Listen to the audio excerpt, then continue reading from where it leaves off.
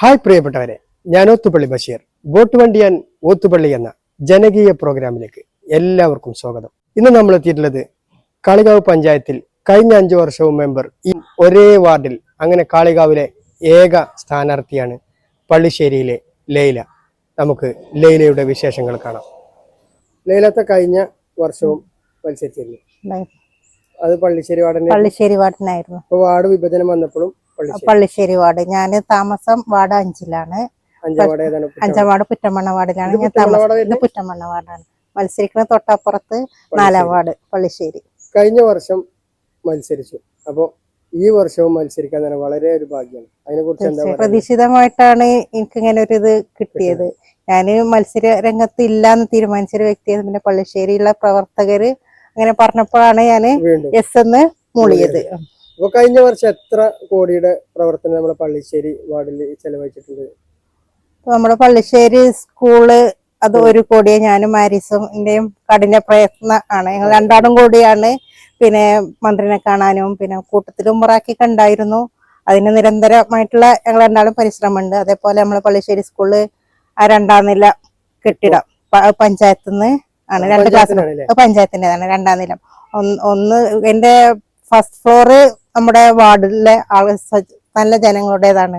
അതായത് പ്രദേശവാസികളുടെ ഒരു സംഭാവന പിരിച്ചിങ്ങാണ്ട് പിരിവ്. അതിനിപ്പോ 2nd ഫ്ലോർ വന്നത് ഇപ്പൊ ഞാൻ മെമ്പർ ആയതിനു ശേഷം പഞ്ചായത്തിന്റെ ഫണ്ടാണ്. ഏകദേശം ഒരു 27 ലക്ഷം രൂപ സ്കൂളിന് വേണ്ടി മാത്രം ഞാൻ ചെലവാക്കിയിട്ടുണ്ട്. അവിടെ കഴിഞ്ഞ വർഷം 1 കോടിയിലേറെ രൂപ വാർഡിൽ ചെലവാക്കിയിട്ടുണ്ടാവും. തീർച്ചയായിട്ടും. പിന്നെ സ്കൂളും അതേപോലെ പിന്നെ റോഡുകളൊക്കെ ആയിട്ട് തന്നെ ഏകദേശം ഒരു എന്റെ ഫണ്ട് മാത്രം. പിന്നെ ജില്ലാ പഞ്ചായത്ത് അത് വേറെ. ഇപ്പൊ MLA-യുടെ 45 ലക്ഷം അമ്പലക്കടവ് റോഡിന്. അതൊക്കെ കൂടാതെ തന്നെ ഏകദേശം ഒരു 5 വർഷം കഴിഞ്ഞു. ഇത് 6ാമത്തെ വർഷത്തേക്കാണ്. ഇതിനു മുമ്പ് ഞാൻ ഈ മേഖലയില് തീരെ ഇല്ലാത്ത ഒരാളായിരുന്നു. രാഷ്ട്രീയത്തിലേ ഇല്ലായിരുന്നു. എന്റെ ഫീൽഡ് വേറെ ആയിരുന്നു. അപ്പൊ എന്താ പറയാ, ദൈവാനുഗ്രഹം എന്ന് തന്നെ പറയാ. ഇല്ലല്ല, പഠനകാലത്തും ഇല്ലായിരുന്നു. അതൊരു വലിയ സൗഭാഗ്യമാണ്. തീർച്ചയായിട്ടും.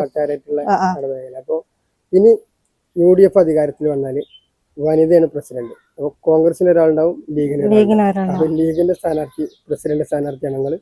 അല്ല, അത് എന്താ വെച്ചാല് പാർട്ടി തീരുമാനിക്കേണ്ടതാണ്. എനിക്ക് പ്രസിഡന്റ് സ്ഥാനം വേണമെന്നോ അല്ലെങ്കിൽ എനിക്ക് മെമ്പർ സ്ഥാനം വേണമെന്നോ എനിക്ക് മത്സരിക്കാൻ ഒരുപാട് സാധ്യത തന്നാൽ എന്താ പറയാ വെച്ചാല് തന്നാൽ ഞാന് 2 കൈയും നീട്ടി സ്വീകരിക്കും. പിന്നെ ആവശ്യപ്പെടില്ല. പാർട്ടി പറയുന്നത് എന്താണോ അതിനനുസരിച്ചായിരിക്കും. പത്രിക സൂക്ഷ്മ പരിശോധന അത് കഴിഞ്ഞു. ഫീൽഡ് വർക്കുകളൊക്കെ ഇപ്പോ ഫീൽഡ് വർക്കിൽ ഏകദേശം എനിക്ക് വന്തോണ്ടമ്പടി ഭാഗന്റെ പുതിയ ഭാഗം പോവാൻ ഇല്ല. അതെന്താ വെച്ചാൽ പഴയ ഭാഗമുണ്ട്. പക്ഷെ പുതിയ ഭാഗം എനിക്ക് തീർത്തും അപരിചിതമല്ല. കാരണം എന്റെ ഉമ്മയുടെ ഫാമിലി, ഉമ്മ വന്തോടമ്പടിക്കാരിയാണല്ലോ. അപ്പൊ ഏകദേശം കുറച്ച് ആൾക്കാരൊക്കെ എനിക്ക് അറിയും. അപ്പൊ സൂക്ഷ്മ പരിശോധനാ ദിവസം ഇന്നായിരുന്നു എതിർ സ്ഥാനാർത്ഥിയെ പ്രഖ്യാപിക്കുന്നത്. ഇപ്പൊ കുറച്ച് ദിവസങ്ങൾക്ക് മുമ്പാണ്. ഇതൊരു പാർട്ടി അവരെന്താ അത്ര ഒരു സ്ട്രോങ് ആയിട്ട് ഇവിടെ നിൽക്കാതെ ഇല്ലാത്തൊക്കെ എന്താണ് അതിന്റെ അഭിപ്രായം?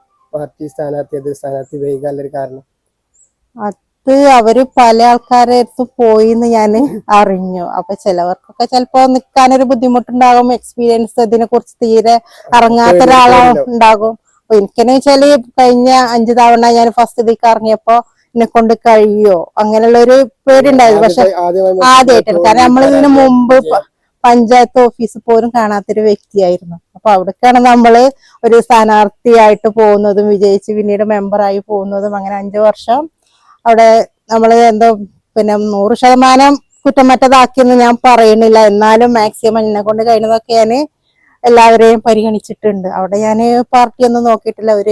നമ്മളിപ്പോ ലീഗിന്റെ ഇതിൽ വിജയിച്ച് വന്നതാണെങ്കിലും ആ വാർഡില് എല്ലാ പാർട്ടിക്കാർക്കും പിന്നെ അവരാണല്ലോ മെമ്പർ. അപ്പൊ ആ നിലക്ക് തന്നെയാണ് ഞാൻ പോയിട്ടുള്ളത്. ഇനി മത്സരിച്ച് ജയിച്ചു കഴിഞ്ഞാല് എന്തെങ്കിലും ഒരു പുതിയതായിട്ടൊരു പദ്ധതി ഇപ്പൊ നിങ്ങളെ കൺസെപ്റ്റ് ഉണ്ടോ? കഴിഞ്ഞ 5 വർഷം ഈ വാർഡിൽ ഉണ്ടായ ഒരാൾ തന്നെയാണ്. ഇനി പുതിയതായിട്ട് എന്തെങ്കിലും കഴിഞ്ഞ വർഷത്തെ ബാക്കി തുടരാൻ അല്ലെങ്കിൽ പുതിയ എന്തെങ്കിലും പ്രൊജക്ടുകൾ ഇപ്പൊ മനസ്സിലുണ്ടോ? ഇപ്പൊ ഇനി വരുന്ന ഭരണസമിതിയുടെ കൂട്ടായ ഭരണസമിതിയിൽ എന്തെങ്കിലും അംഗം ആയിട്ടുണ്ടായിരുന്നു? ഇല്ല ഇല്ല ഞാൻ വെറും മെമ്പർ മാത്രമായിരുന്നു.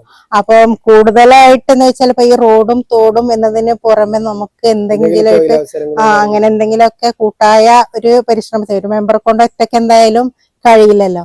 അപ്പോ ഭരണസമിതിയുടെ കൂട്ടായ ഒരു തീരുമാനപ്രകാരം പുതിയ പുതിയ പ്രൊജക്ടുകളൊക്കെ കൊണ്ടുവരാം എന്നുള്ള ഒരു ഇതുണ്ട്. അപ്പൊ ഫീൽഡ് വർക്കുകളൊക്കെ കഴിഞ്ഞു, വലിയ പ്രതീക്ഷയിലാണ്. ഇൻഷാ അല്ലാഹ് പിന്നെ കഴിഞ്ഞു എന്ന് പറയാനില്ല, ഒരു പിന്നെ പകുതി ഭാഗേ ആയിട്ടുള്ളൂ. അപ്പൊ ഇന്നലെ ഇന്നൊക്കെ ഞാൻ കുറച്ച് തിരക്കിലായിരുന്നു. അപ്പൊ എല്ലാവിധ വിജയാശംസകളും. Thank you.